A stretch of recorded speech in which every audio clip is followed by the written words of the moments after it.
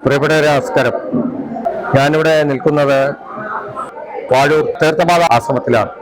ആദരണീയനായ ചട്ടമ്പിസ്വാമി തിരുവടികളിലെ 100ാമത് ചരമദിനം 2024 മെയ് മാസം 8-ാം തീയതിയാണ്.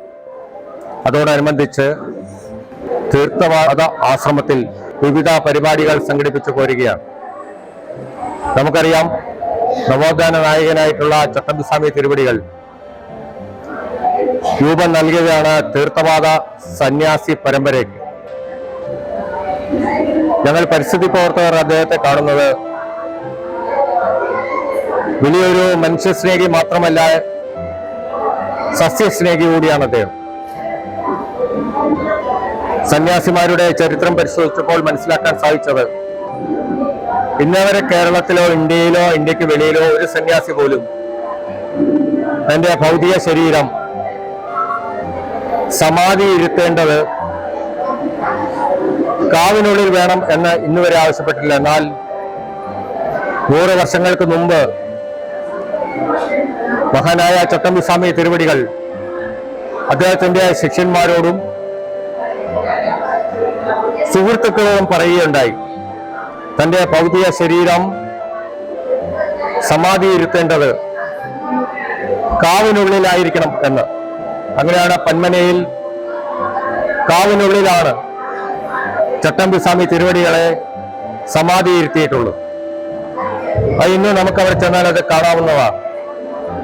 അപ്പൊ അതുകൊണ്ട് ചട്ടമ്പിസ്വാമിയുടെ 100ാമത് ചരമദിനവുമായി ബന്ധപ്പെട്ട് കേരളത്തിന്റെ വിവിധ ഭാഗങ്ങളിൽ നവോത്ഥാന നായകൻ എന്ന നിലയിൽ അദ്ദേഹത്തിന്റെ ഓർമ്മ എക്കാലവും കേരളത്തിൽ സ്മരണീയമാണ്. അതുകൊണ്ട് തന്നെ അദ്ദേഹത്തിന്റെ സ്മരണ നിലനിർത്തുന്നതിന് വേണ്ടി ചട്ടമ്പിസ്വാമി സ്മൃതി വൃക്ഷം നടുകയാണ്.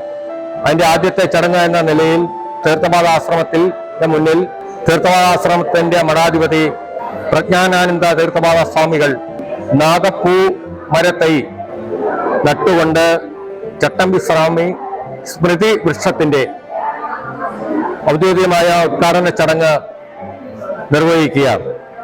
അതുകൊണ്ട് വൃക്ഷം നടു മോക്ഷം നേടൂ എന്ന തപോവന സ്വാമികളും ചട്ടമ്പിസ്വാമികളുടെ ആഹ്വാനവും, തന്റെ സസ്യങ്ങളോട് സംസാരിക്കുന്ന, ജീവജാലങ്ങളോട് സംസാരിക്കുന്ന, ജന്തുക്കളോട് സംസാരിക്കുന്ന ആളായിരുന്നു ചട്ടമ്പിസ്വാമി. അതുകൊണ്ട് തന്നെ സസ്യങ്ങളോട് സംസാരിക്കാൻ പറ്റും എന്നുള്ളത്, സസ്യങ്ങളുടെ ഭാഷയെ അറിയാൻ പറ്റും എന്നുള്ളത് ഇപ്പോഴാണ് ശാസ്ത്രലോകം തെളിയിച്ചെങ്കിൽ കൂടിയും എത്രയോ വർഷം മുമ്പ് സസ്യങ്ങളോട് സംസാരിക്കുന്ന വ്യക്തിയായിരുന്നു ചട്ടമ്പിസ്വാമി. മൃഗങ്ങളുടെ ഭാഷ തിരിച്ചറിഞ്ഞ വ്യക്തിയായിരുന്നു ചട്ടമ്പിസ്വാമികൾ. പട്ടികളോട്, പൂച്ചയോട്, കോഴിയോട്, ആടിനോട് ഒക്കെ തന്നെ അവരുടെ ഭാഷയിൽ സംസാരിക്കുന്ന ആളുകൂടിയായിരുന്നു ചട്ടമ്പിസ്വാമികൾ. അതുകൊണ്ട് അദ്ദേഹത്തിന്റെ സ്മരണ നിലനിർത്തുന്നതിന് വേണ്ടി കേരളത്തിലെമ്പാടും ചട്ടമ്പിസ്വാമി സ്മൃതിവൃക്ഷം നടുന്നതിന് വേണ്ടിയിട്ടാണ് ഞങ്ങൾ പരിസ്ഥിതി പ്രവർത്തകർ തയ്യാറായിട്ടുള്ളത്.